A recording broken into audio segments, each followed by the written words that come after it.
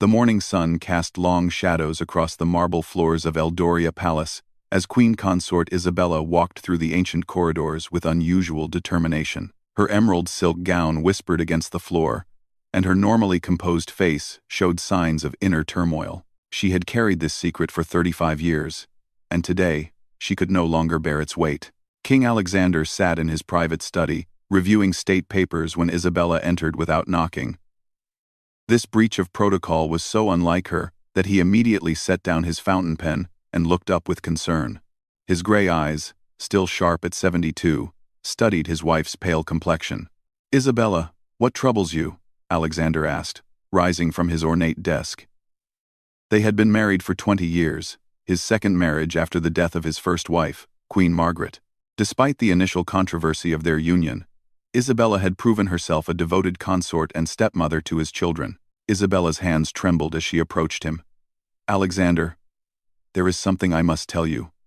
Something about your sister, Princess Catherine." The mention of his younger sister made Alexander's expression soften. Catherine, now 68, had been the kingdom's most beloved princess, dedicating her life to charity work and remaining unmarried. Claiming her duty to the kingdom was her only calling. She lived quietly in the rose wing of the palace, rarely attending state functions anymore. "What about Catherine?" Alexander asked, guiding Isabella to sit on the velvet sofa near the fireplace. Isabella took a deep breath, her fingers nervously playing with her wedding ring. 35 years ago, when I was lady-in-waiting to your mother, Queen Eleanor, I discovered something. I promised never to speak of it, but recent events have made me realize the truth must come out."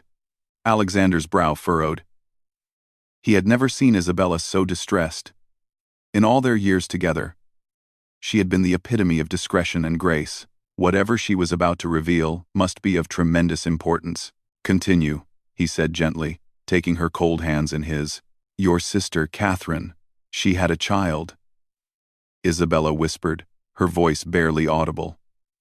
"A daughter, born in secret 35 years ago." The color drained from Alexander's face. He released Isabella's hands and stood abruptly, pacing to the window that overlooked the palace gardens. His mind raced, trying to process this revelation. Catherine, his dutiful sister, who had sacrificed personal happiness for royal duty, had carried such a monumental secret. "That's impossible," he said, though his voice lacked conviction. "Catherine never. She was always so dedicated to her royal duties. She turned down every suitor, claiming she belonged to the people." Isabella stood and joined him at the window. "It's true, Alexander. I helped deliver the baby myself, along with Dr. Morrison, who has since passed away. Your mother knew, of course. It was she who orchestrated the entire cover-up." Alexander turned to face his wife, his expression a mixture of shock and growing anger. "My mother knew? And you've known all these years? Who else was part of this conspiracy?" "Only a handful of trusted servants, all of whom are no longer with us," Isabella replied. "The baby was immediately taken away and given to a carefully selected family. Catherine was told it was for the best, that the scandal would destroy the monarchy. She was young, only 33, and the father—" "Who was the father?" Alexander demanded, his royal composure cracking. Isabella hesitated. This was the most painful part of the revelation. "Lord William Ashford." Alexander staggered backward as if physically struck. William Ashford had been his closest friend, his most trusted advisor, until his death 10 years ago. They had grown up together, studied at the same university, and William had served as his private secretary for decades. The betrayal felt fresh and raw, even though the events had occurred decades ago. "William," Alexander's voice was hoarse. "But he was married to Eleanor. They had 3 children together." "The affair was brief," Isabella explained. "It happened during a particularly difficult time. You were dealing with the trade crisis, and Catherine was overseeing the humanitarian mission in the eastern provinces. William was assigned to assist her. They fell in love, but both knew it was impossible. When Catherine discovered she was pregnant, she came to your mother in desperation." Alexander sank into a chair, his mind reeling. He thought of all the years Catherine had stood by his side, supporting him through his first wife's death, his remarriage, and countless challenges to the throne. She had never shown any sign of carrying such a burden. "Why are you telling me this now?" he asked, looking up at Isabella with weary eyes. Isabella moved to kneel beside his chair, taking his hands again. "Because the daughter doesn't know who she really is. And she's about to marry Prince James of Westmarch. The wedding is in 3 months. She has a right to know her true heritage before taking such a significant step." Alexander's head snapped up. "She's marrying into royalty? Who is she?" "Her name is Sophia Winters. She's a renowned humanitarian lawyer, following unknowingly in her mother's footsteps. The press has been calling it a fairy tale romance, a commoner winning the heart of a prince. But she's not a commoner, Alexander. She's your niece, a princess by blood." The king stood slowly, his bearing regal despite the emotional turmoil. He walked to his desk and pressed a hidden button. Within moments, his private secretary appeared. "Send for Princess Catherine immediately," he commanded. "Tell her it's urgent." As they waited, Alexander paced the room like a caged lion. Isabella watched him with concern, knowing this revelation would change everything. The careful facade the royal family had maintained for decades was about to crumble. 20 minutes later, Princess Catherine entered the study. Despite her age, she carried herself with the dignity and grace that had made her beloved by the people. Her silver hair was elegantly styled, and her blue eyes, so like Alexander's, showed curiosity mixed with apprehension. "Alexander, Isabella." She greeted them formally, though her voice carried warmth. "What's so urgent that couldn't wait until dinner?" Alexander turned to face his sister, and Catherine immediately sensed something was terribly wrong. She had seen that expression on his face only a few times, when their father died, when his first wife passed, and when they received news of their brother Prince Edward's death in the military. "Sit down, Catherine," Alexander said quietly. Catherine looked between her brother and sister-in-law, her composure beginning to crack. "What's happened? Is it one of the children?" "In a way, yes," Alexander replied. "Isabella has just informed me about your daughter." The words hung in the air like a physical presence. Catherine's face went white, and she gripped the arms of her chair so tightly her knuckles blanched. For several long moments, no one spoke. "How dare you?" Catherine finally whispered, her eyes fixed on Isabella with a mixture of betrayal and fury. "You gave your word. You swore on Queen Eleanor's deathbed that you would never speak of it." "Circumstances have changed," Isabella said firmly, though her voice was gentle. "Sophia is about to marry Prince James. She deserves to know the truth." Catherine's carefully maintained composure shattered. "No, she has a good life. A family who loves her. Why would you destroy that? Why now? After all these years?" "Because she's marrying into royalty," Alexander interjected, his voice steady despite his inner turmoil. "Because she's about to enter a world of scrutiny and protocol, and secrets have a way of surfacing at the worst possible moments. Because she's my niece, and she has a right to know who she truly is." Catherine turned to her brother, tears streaming down her face. It was the first time Alexander had seen his strong, stoic sister cry since they were children. "You don't understand," she said brokenly. "I've watched her from afar all these years. I've followed her career, celebrated her achievements in private. When the engagement to Prince James was announced, I was so happy for her. She found love, something I denied myself. And now you want to tell her that her entire life has been a lie?" "The lie was not of her making," Alexander said more gently. "Mother should never have forced this choice upon you. You should have been allowed to keep your child." Catherine laughed bitterly. "A unwed princess with a child born of an affair with a married man? The scandal would have destroyed the monarchy. Mother was right to do what she did." "Were you ever going to tell her?" Isabella asked quietly. Catherine's shoulders sagged. "I've thought about it every day for 35 years. When she graduated from law school, I wanted to send a letter. When she won her first major human rights case, I wanted to meet her. When she got engaged, I wanted to give her my blessing. But what right do I have to upend her life? I'm a stranger to her. Alexander moved to sit beside his sister, taking her hand in his. For all their formal upbringing, in this moment they were simply siblings, sharing a profound pain. "She's strong," he said. "Everything I've read about her shows she has your spirit, your dedication to helping others. She'll handle this with grace." "And if she doesn't?" Catherine asked. "If she hates me for abandoning her? If she refuses to acknowledge the connection? I've survived 35 years of separation because I could tell myself it was for her own good. I don't think I could survive her rejection." Isabella poured water from a crystal carafe and offered it to Catherine. "She might surprise you. From what I've observed, she's remarkably like you, not just in her charitable work, but in her temperament. She's thoughtful, measured, and kind." Catherine sipped the water, her hands still trembling. "You've been watching her too?" "How could I not?" Isabella admitted. "Once I knew the truth, I felt responsible somehow.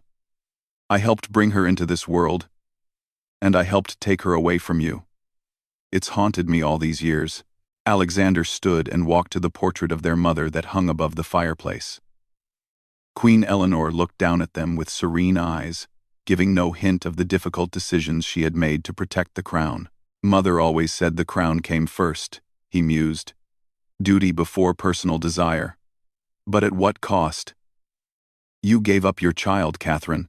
You gave up the chance for love and family of your own. And for what? To preserve appearances?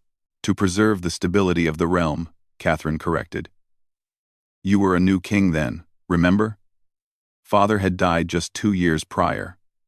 The kingdom was still adjusting to your rule. A scandal of that magnitude could have been catastrophic." "And William?" Alexander asked, turning back to face her. "Did he know?" Catherine's face crumpled again. "No. I never told him. He died thinking I had rejected his love out of duty. It was better that way. He had his family, his reputation intact. Why burden him with the knowledge of a child he could never acknowledge?" The 3 royals sat in heavy silence, each lost in their own thoughts. The afternoon sun had shifted, casting the room in golden light that seemed at odds with the dark secrets being unveiled. Finally, Alexander spoke with the authority of a king making a decree. "Sophia will be told the truth, not by letter or through intermediaries, but in person. Catherine, you will tell her yourself." Catherine looked up at him with fearful eyes. "Alexander, please." "No," he said firmly. "This has gone on long enough. I'll arrange a private meeting. We'll handle this with discretion and dignity. But we will handle it.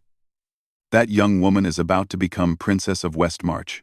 She needs to know her true heritage, both for her own sake and for the integrity of the monarchy." "What about the scandal?" Catherine asked weakly. "The very thing we've spent 35 years avoiding?" "Times have changed," Isabella observed. "The people are more forgiving now, more understanding of human frailty. If handled correctly, this could even strengthen the monarchy, showing that royals are human, capable of love and sacrifice in difficult choices." Alexander nodded. "We'll need to prepare carefully. James and his family will need to be informed. Sophia's adoptive parents as well. This affects many lives." Catherine stood, her legs unsteady. "I need time to think. To prepare what I'll say to her. How do you tell someone that everything they believed about themselves is false? How do you ask for forgiveness for a choice that wasn't entirely yours to make?" "You tell her the truth," Alexander said simply. "All of it. The love, the pain, the impossible choice. You tell her about the woman you were then and the woman you've become. You tell her that not a day has passed when you haven't thought of her." Catherine moved toward the door, then paused. "What if she doesn't want to meet me? What if she refuses?" "Then we respect her wishes," Alexander replied. "But she deserves the choice. That's something that was denied to both of you 35 years ago." As Catherine left the study, Isabella and Alexander stood together, watching her go. The weight of the revelation hung heavy between them. "I should have told you sooner," Isabella said quietly. Alexander pulled his wife close. "You were honoring a promise to my mother. I understand that. But you were right to tell me now. This secret has caused enough pain. They stood at the window, looking out at the palace gardens where Catherine could be seen walking slowly toward the rose wing. Her usually straight shoulders were bowed, and her steps were uncertain. What happens now? Isabella asked. Now, Alexander said with determination, we prepare for the most important family meeting of our lives. And we pray that love and truth will be enough to heal 35 years of separation. As the sun began to set over Eldoria Palace, the first part of a long-buried secret had finally come to light. The revelation had shaken the foundations of the royal family, but it had also opened the door to possibilities of reunion, of healing, and of a love that had never truly died despite decades of silence. The king returned to his desk and began making preparations.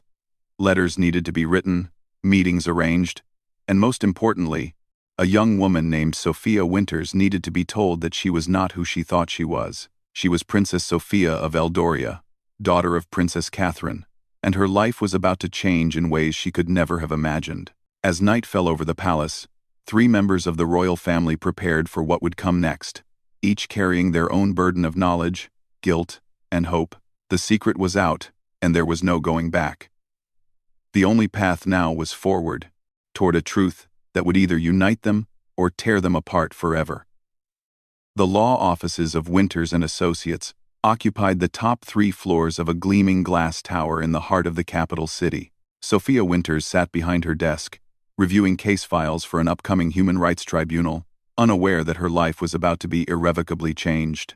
Her engagement ring caught the morning light as she turned pages, a stunning sapphire surrounded by diamonds that Prince James had chosen because it matched her eyes.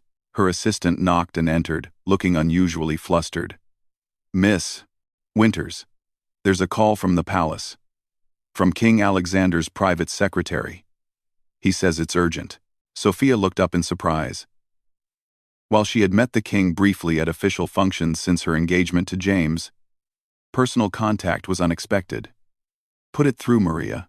The conversation was brief and puzzling.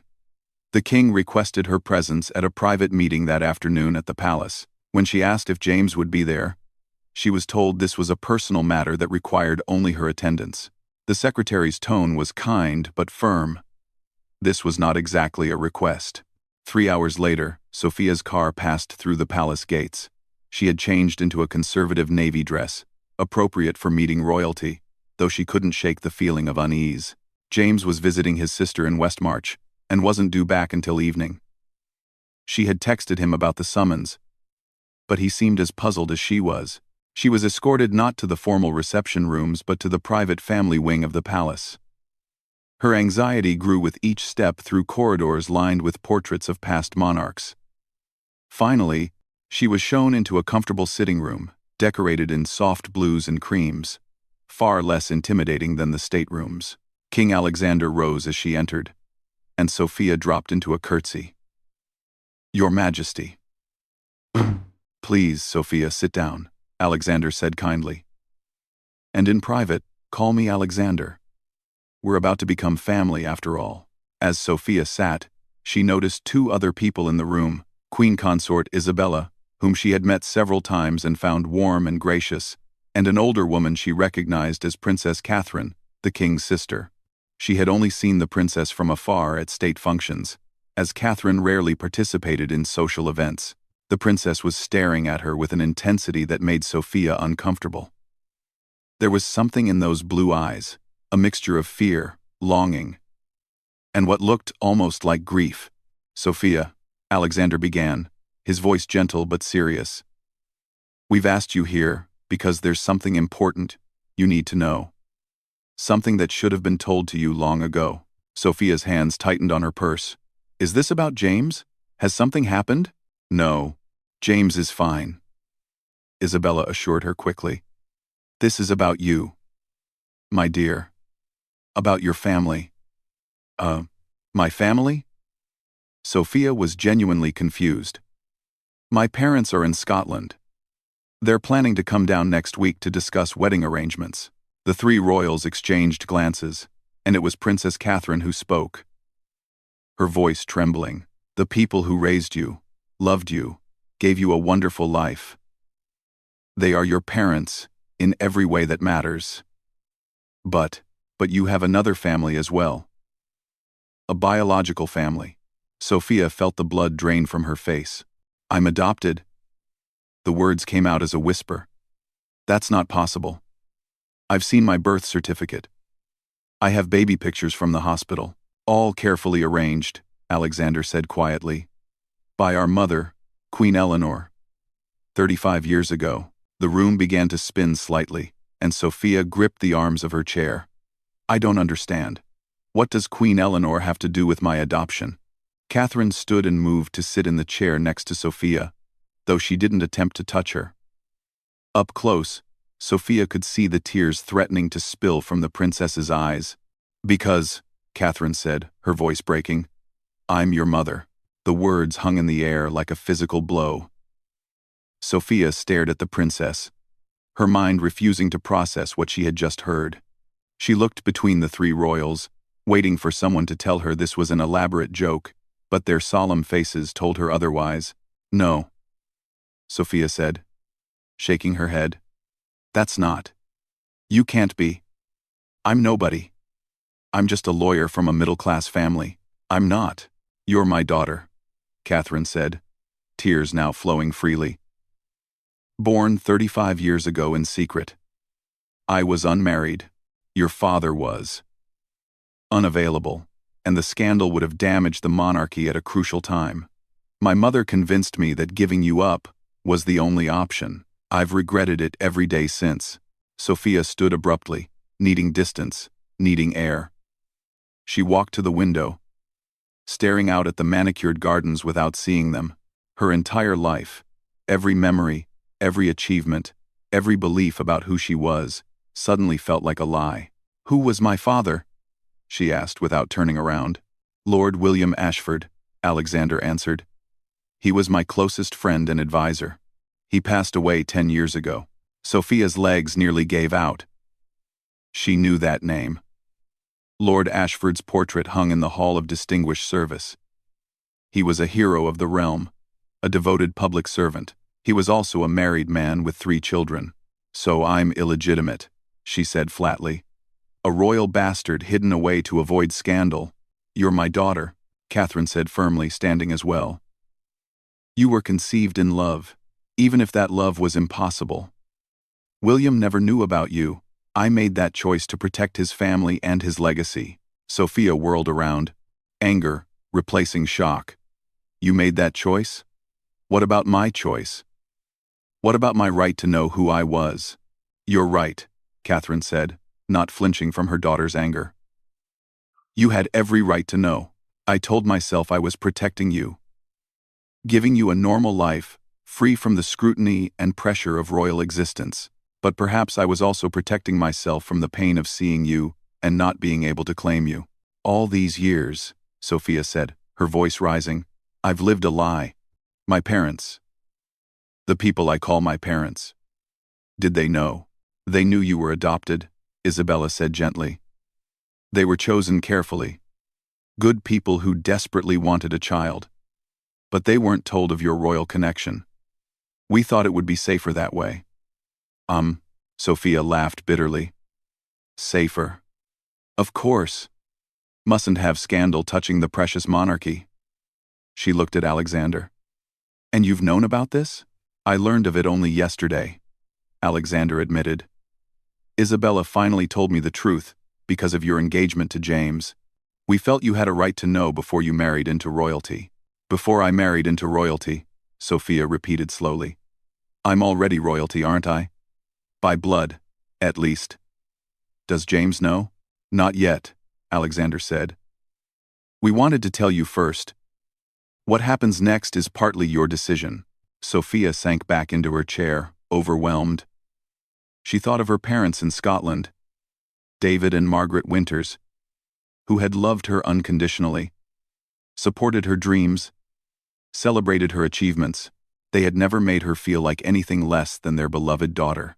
Do my parents know you're telling me this? She asked quietly. We contacted them this morning, Isabella said. They're driving down as we speak. They wanted to be here for you. This small kindness broke through Sophia's anger, and she felt tears threatening. They must be terrified. They must think I'll hate them for not telling me. They love you, Catherine said softly. Just as I have loved you from afar all these years. I know it doesn't make up for my absence, but I have followed every step of your journey. Your first case defending asylum seekers, your work with trafficking victims, your passionate advocacy for children's rights. You chose a path of service, just as I did. We may not have raised you, but something of us is clearly in you. Sophia looked at Catherine.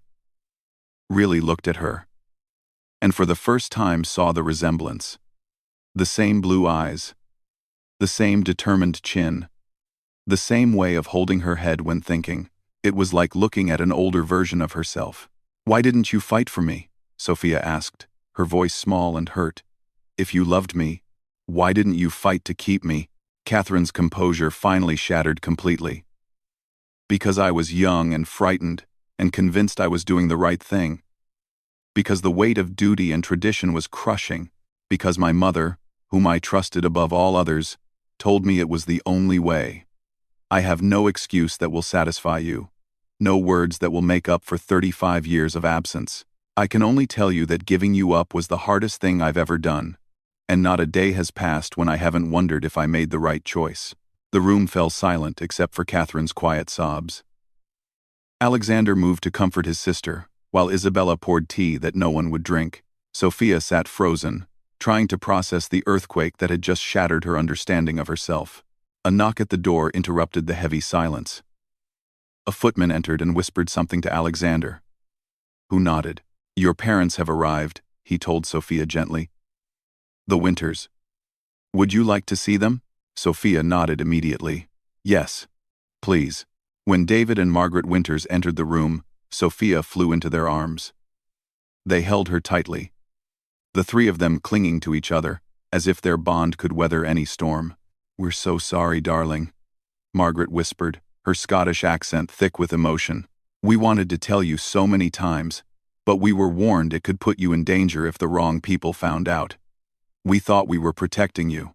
You're my parents, Sophia said firmly, pulling back to look at them. You're the ones who were there for every scraped knee, every school play, every triumph and failure. That hasn't changed. David Winters, a quiet man who had worked as an accountant all his life, looked at the assembled royalty with a mix of awe and protectiveness. We did our best to raise her well. She's made us proud every day. You raised an extraordinary woman, Catherine said, approaching hesitantly. I can never thank you enough for the love and care you gave her. Margaret Winters studied the princess with the shrewd eyes of a mother. You look like her. I always wondered where she got those eyes. The two mothers stood facing each other, connected by the child they both loved. It was Margaret who made the first move, reaching out to touch Catherine's arm. You gave us the greatest gift of our lives, she said simply. We couldn't have children of our own. And then this beautiful baby girl was placed in our arms. Whatever the circumstances, we're grateful. Catherine broke down completely, and surprisingly, it was Margaret who comforted her. The sight of her two mothers embracing nearly undid Sophia's fragile composure. What happens now? David asked, addressing the king with more boldness than most commoners would dare. Our Sophia is getting married in 3 months. Will this change things? Alexander looked at Sophia. That depends entirely on what Sophia wants. This information can remain private if that's her wish. Or we can acknowledge her publicly as my niece, as Princess Sophia. The choice is yours. Sophia felt the weight of all their eyes upon her. I need time, she said. I need to talk to James. I need to think about what this means for our future, for the life we've planned together. Of course, Alexander said. Take all the time you need. But know this. Regardless of what you decide, you are family. You have always been family, even if we couldn't acknowledge it. Isabella stepped forward. There's one more thing. Catherine has something she'd like to give you, if you're willing. Catherine reached into her pocket and pulled out a small velvet box. Her hands shook as she opened it, revealing a delicate gold locket on a chain. "This belonged to your grandmother, Queen Eleanor," she said softly. "She gave it to me when I was 18. Inside is a picture of you, taken just after you were born. It's the only picture I have of us together. I've worn it every day for 35 years. Sophia stared at the locket, her vision blurring with tears. Such a small thing to represent such enormous loss and love. "May I?" Catherine asked, and when Sophia nodded, she stepped forward and fastened the chain around her daughter's neck with trembling fingers. For just a moment, they were close enough that Sophia could smell her perfume, roses and something else, something comfortingly familiar. "I should go," Sophia said abruptly, stepping back. I need to think. "Let us arrange a car," Alexander offered, but David Winters shook his head. "We'll take her home," he said firmly. "She needs family right now, the family she knows." As they prepared to leave, Catherine made one last desperate attempt. "Sophia, I know I have no right to ask anything of you, but might we meet again, just to talk? There's so much I want to know about you. So much I want to tell you if you'll let me." Sophia paused at the door, her hand on the locket at her throat. "I'll think about it," she said quietly. "That's all I can promise right now." As the Winters family left, the three royals stood in silence. The secret was out, the truth revealed, but the future remained uncertain. Catherine sank into a chair, emotionally exhausted. "Did you see her eyes when she left?" She asked no one in particular. "She hates me. She's in shock," Isabella corrected gently. "She needs time to process this. You've had 35 years to live with this truth. She's had 35 minutes. Isabella's right," Alexander added, sitting beside his sister. "She didn't reject you outright. She took the locket. That's something." Catherine touched the spot where the locket had rested against her heart for so many years. It felt strange not to feel its familiar weight. "What if James's family objects?" she asked. "What if they don't want their prince marrying a woman with such a complicated history? James's family? Then they'll have to deal with me," Alexander said firmly. "Sophia is my niece, your daughter, and a princess by blood whether acknowledged or not. Anyone who treats her as less than worthy isn't welcome in this family." The afternoon sun slanted through the windows, painting golden stripes across the floor. The same room that had witnessed the revelation of a decades-old secret now held three people bound together by love, duty, and the hope that truth might finally heal old wounds.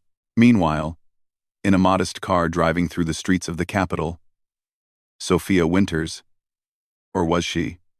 Princess Sophia, sat between the parents who had raised her, clutching her father's hand while her mother stroked her hair.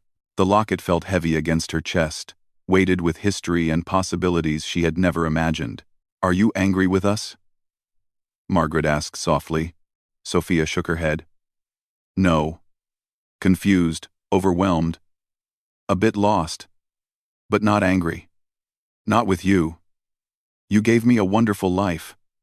You gave me love and values, and the confidence to chase my dreams. That matters more than blood. But blood matters too," David said wisely. "That princess, she looked at you like you hung the moon. Whatever her mistakes, she loves you." Sophia thought of Catherine's tear-stained face, of the trembling hands that had fastened the locket around her neck, of the confession that she had worn Sophia's picture against her heart for 35 years. "I know," she whispered. "That almost makes it harder." As they drove home, none of them noticed the figure standing at a palace window, watching their car disappear into the distance. Princess Catherine stood vigil until long after the car was gone, her hand pressed against the window, finally allowing herself to hope that the daughter she had lost might someday find her way back. The secret was out, but the story was far from over. In 3 months, there would be a royal wedding. The question now was whether it would unite 2 families, or 3, whether forgiveness could bloom from the ashes of old pain, and whether a princess who didn't know she was a princess could find room in her heart for the mother who had loved her from afar for 35 years. As evening fell over the kingdom of Eldoria, The truth hung in the air like a blessing and a curse, waiting to see which way the winds of change would blow. Prince James of Westmarch stood in the doorway of Sophia's apartment, having driven through the night after receiving her cryptic message. His usually perfectly styled hair was disheveled, and concern etched deep lines around his green eyes. Sophia had been sitting in the same chair for hours, still wearing the navy dress from her palace visit. The locket visible against the fabric. "Darling, what's happened?" James crossed the room in quick strides, kneeling beside her chair. "Your message said it was urgent. That everything had changed." Sophia looked at the man she loved. The prince who had chosen her despite her common background, who had defended their relationship against critics who said she wasn't suitable for royalty. How ironic those criticisms seemed now.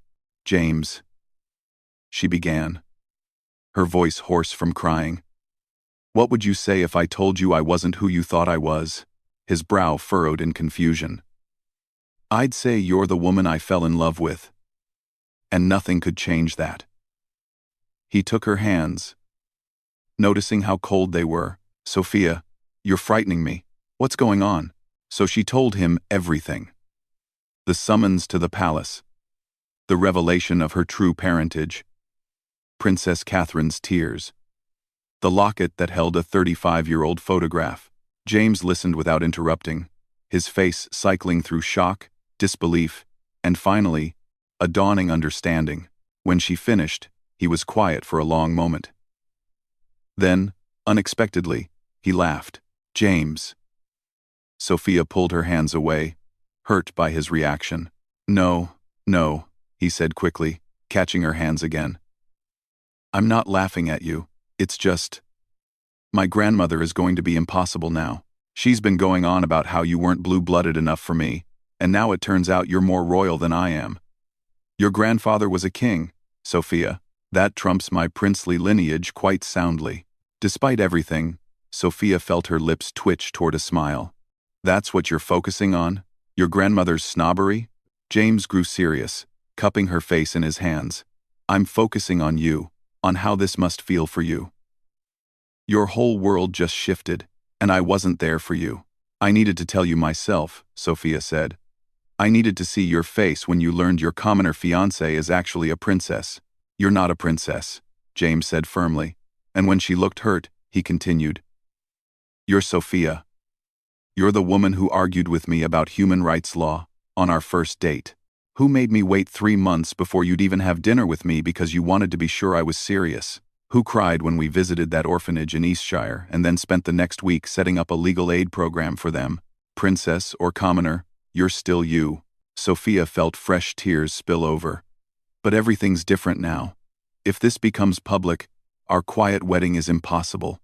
The media scrutiny will be insane. Your family might not want the scandal." "Stop," James said. "First of all, my family adores you. My mother has already bought her outfit for the wedding, and you know how seriously she takes fashion. Second, scandal? Sophia, this is a love story. Princess Catherine gave up her child to protect the monarchy. You were raised by wonderful people who gave you every advantage. And now, against all odds, you're marrying back into royalty.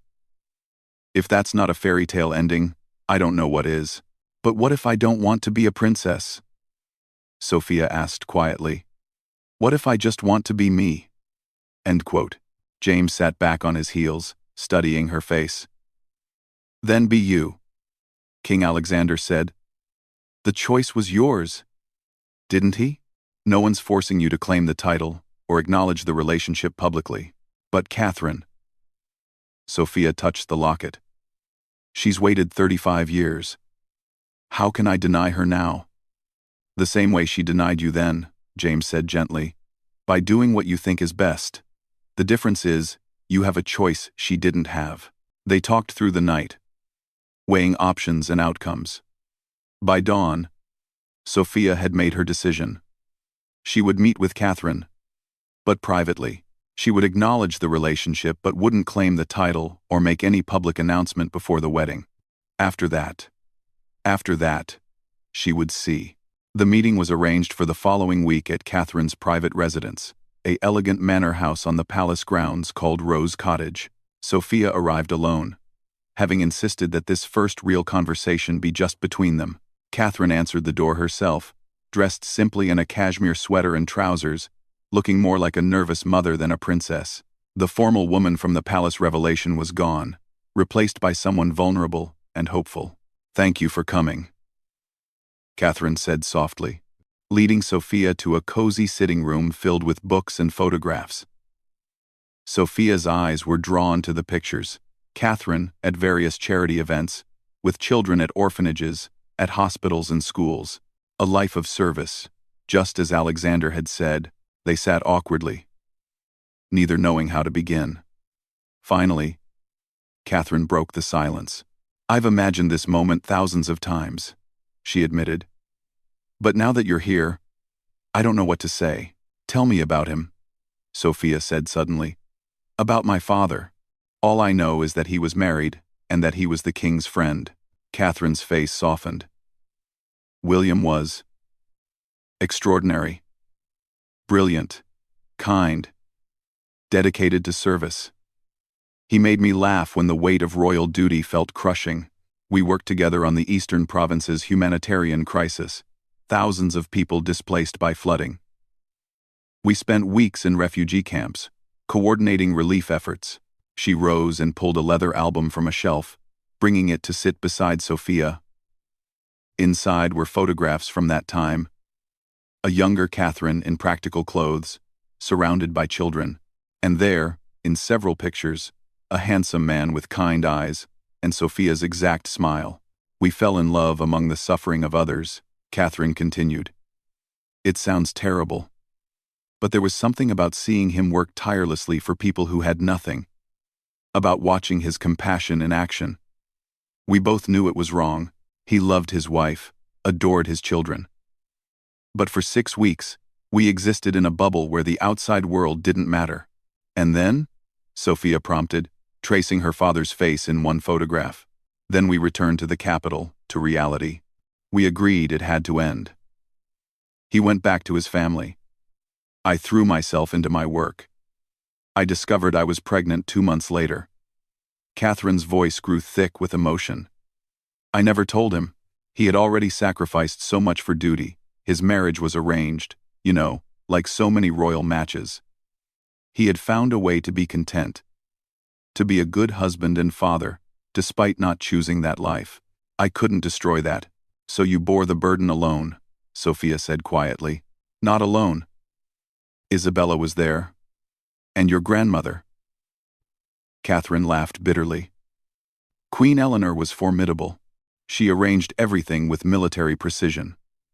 The cover story about my extended retreat for exhaustion, the private clinic, the carefully vetted adoptive parents. She even ensured your birth certificate would be flawless."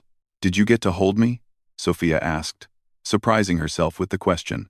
Catherine's composure cracked. "For 1 hour. They gave me 1 hour to say goodbye. You were so beautiful. So perfect. You had William's nose even then. And my eyes. I told you I loved you 100 times in that hour. I promised you'd have a better life, without the weight of royal expectations and scandal. I thought I was being noble." She laughed bitterly. "I was a coward." "You were young," Sophia found herself saying. "And alone, and pressured by forces bigger than yourself." Catherine looked at her with desperate hope. "Can you forgive me?" Sophia was quiet for a long moment. "I'm trying to understand that you made the choice you thought was best, with the options you had. My parents, the Winters, gave me an wonderful life. I became who I am because of how they raised me. If you had kept me, I would be a different person entirely. And who you are is remarkable," Catherine said softly. "When I read about your first case, defending those asylum seekers everyone else had given up on, I was so proud I cried. When you set up the legal clinic for trafficking victims, I wanted to tell everyone that was my daughter. Every achievement, every act of compassion, I celebrated in private." "Why didn't you ever reach out?" Sophia asked. Even anonymously? Fear, Catherine admitted. Fear of disrupting your life. Fear of your rejection. Fear of the scandal if it ever came out. And perhaps, selfishly, fear of facing what I had done. It was easier to love you from a distance than to risk you hating me up close. They talked for hours. Catherine showed her more photographs, including some of William with his legitimate children. Sophia was shocked to realize she had met one of them. William's eldest son was now a prominent MP whom she had worked with on legislation, protecting vulnerable children. Your half-brother, Catherine said quietly. Though he doesn't know it. Another secret. Another complication. This is all so messy, Sophia sighed, feeling overwhelmed again. Life is messy, Catherine replied. The palace tries to pretend otherwise. But underneath all the protocol and pageantry, we're just people making imperfect choices and living with the consequences. As the afternoon wore on, Sophia found herself relaxing. Catherine was nothing like the cold, distant figure she had imagined. She was warm, funny in a self-deprecating way, and genuinely interested in every detail of Sophia's life. They discovered shared passions beyond humanitarian work, a love of mystery novels, a weakness for dark chocolate, a habit of working too late and forgetting to eat. May I ask about James? Catherine ventured as tea was served. How did you meet? Sophia smiled, the first genuine smile since the revelation. At a legal conference. If you can believe it. He was there representing the Crown's interest in new human rights legislation. I told him his proposed amendments were unconscionable and would gut the protections for refugees. Catherine laughed. And he fell in love with you for it? He said he'd never met anyone who dared lecture a prince about the law. We argued for 2 hours. Then he asked me to dinner to continue the debate. I said no. Of course you did, Catherine said with obvious pride. He kept showing up at my office with better amendments, asking for my input. By the time the legislation passed, we'd been working together for months. Then he asked me to dinner to celebrate, and I finally said yes. He's a good man, Catherine observed. Kind. Like his mother. His father can be difficult. But James has always had his own mind. He wants to acknowledge me publicly, Sophia said. He thinks it's a fairy tale ending, the secret princess marrying her prince. He doesn't understand what it would mean for you. Catherine set down her teacup carefully. What it would mean for me. Sophia, being able to claim you as my daughter would be the greatest joy of my life. But this decision isn't about me. It's about you and what you want. I don't know what I want, Sophia admitted. Part of me wants to stay the person I've always been, but another part. I look at you, and I see myself. I hear about my father, and I understand why I've always been driven to help others. There's a connection there that I can't deny. You don't have to decide immediately, Catherine said. Though if you do want to go public, it would be better to do it before the wedding rather than after. The press will be kinder to a story revealed honestly than to a secret exposed. As the visit came to an end, Catherine walked Sophia to the door. They stood awkwardly, neither sure how to say goodbye. Could I? Catherine started, then stopped. Would you mind if I hugged you? Instead of answering, Sophia stepped into her mother's embrace. They held each other tightly. 35 years of separation dissolved in that moment. Catherine smelled of roses, and that familiar something, Sophia now recognized. It was the same perfume her grandmother Eleanor wore in all the formal portraits. I'm glad I know, Sophia whispered. Whatever happens next, I'm glad I know. The next weeks passed in a blur. Sophia met with King Alexander privately, getting to know her uncle, and finding him warmer than his public persona suggested. Isabella proved to be a source of quiet strength, offering advice about navigating royal waters while respecting Sophia's need for space. The winters remained Sophia's rock, reassuring her daily that nothing had changed between them. Margaret Winters and Catherine even met for tea, two mothers united in their love for the same daughter. It was James who finally helped Sophia make her decision. 2 weeks before the wedding, as they walked in the private gardens of Westmarch Palace, he asked her a simple question. What would you regret more, he said, stopping beside a fountain. Going public and dealing with the scrutiny, or keeping it secret and denying Catherine the chance to openly be your mother? Sophia considered this. She thought of Catherine at all those charity events. Alone. She thought of the locket worn for 35 years, the photographs carefully preserved, the love maintained despite the distance. I've spent my career fighting for families separated by circumstances beyond their control, she said slowly. Refugees, trafficking victims, children torn from their parents. How can I not fight for my own family? The announcement was carefully orchestrated. Rather than a palace press release, Sophia and Catherine did a single interview with a respected journalist known for handling sensitive stories with grace. They sat side by side, the resemblance undeniable, and told their truth. The public reaction was everything James had predicted and more. Far from scandal, the story captured hearts around the world. The princess who had sacrificed love and motherhood for duty, the daughter who had unknowingly followed in her mother's footsteps. The fairy tale reunion just in time for a royal wedding. There were critics, of course. Those who questioned the timing, who suggested it was a publicity stunt, who dredged up William's memory and called Catherine a homewrecker. But the overwhelming response was positive, especially when the Winters gave their own interview praising both Catherine's sacrifice and Sophia's grace in handling an impossible situation. The wedding, originally planned as a modest affair, became a state occasion. The guest list expanded to include not just 2 families but 3, the Winters given places of honor equal to any royal. Catherine finally able to sit in the mother-of-the-bride position she had dreamed of. On the morning of the wedding, Catherine came to Sophia's dressing room. The bride was radiant in a gown that managed to be both royal and uniquely her. Elegant but not ostentatious. Traditional but with modern touches. I have something for you, Catherine said, producing an ancient leather box. If you'll accept it. We have do thou. In act of it, inside was a tiara. Delicate and beautiful. With sapphires that matched Sophia's engagement ring. It was your grandmother Eleanor's when she married, Catherine explained. She left it to me. But I think she would want you to have it. Something old and something blue combined. As Catherine placed the tiara carefully on her daughter's head, their eyes met in the mirror. 2 women, separated by secrets and united by truth. Mother and daughter against all odds. I love you, Catherine said simply. I've loved you every day for 35 years. And I'll love you every day for the rest of my life. Whether you call me Mother or Catherine, or nothing at all. Sophia turned and embraced her. I love you too, Mother. The wedding ceremony was broadcast around the world. When the Archbishop asked who gave this woman to be married, 3 voices answered in unison.